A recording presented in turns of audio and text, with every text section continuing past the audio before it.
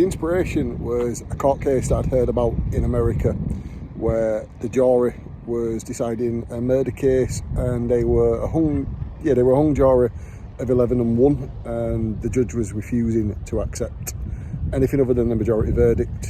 And it just got me thinking about what it must take to be that one, and to be that guy who everybody wants to go left but you want to go right. And yeah, that's the inspiration behind it.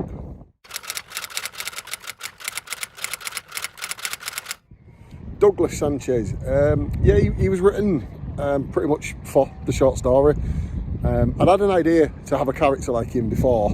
I quite like people like him because he's complicated in that he thinks he's doing the right thing, and he thinks his way of looking at the world is completely right, but through experiences and through things he's been through, he doesn't always get things right, and he's a bit of a flawed character. And yeah, he's, like I say, he was written specifically for this story, but I've always wanted to have a character like that, so there you go, put them together and you came up with old Douglas.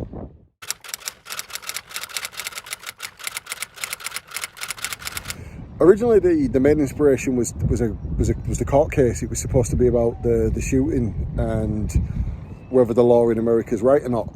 But as these things tend to do, it evolved over time, and I think ultimately the reason that it became quite a project I was very interested in and really wanted to delve into, it was the character work and looking at things through Douglas's eyes for 95% of the story, and explaining why Douglas sees the world the way he sees it, but then to flip it on its head right at the end, and to actually to peel back the curtains a little bit and show you actually what's going on, rather than just what Douglas thinks is going on, and see whether he's right or not. And yeah, like I say, originally definitely like wanting to write a legal thriller, and then as it tends to happen with me, the characters take over and just wanting to know what's going on in these crazy cats' heads. There we go.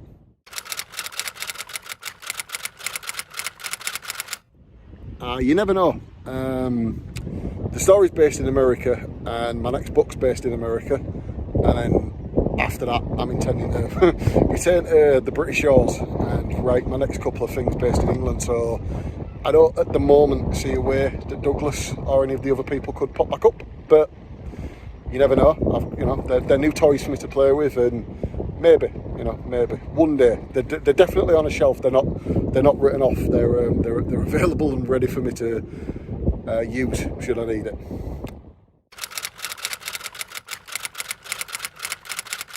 I just say thank you really to everybody who's bought it and sent emails and feedback and tweets and Facebook messages.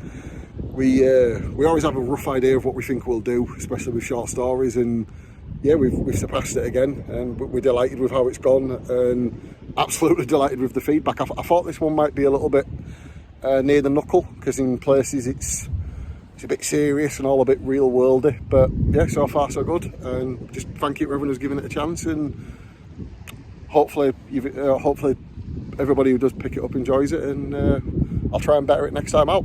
Yeah, thanks again, and let's.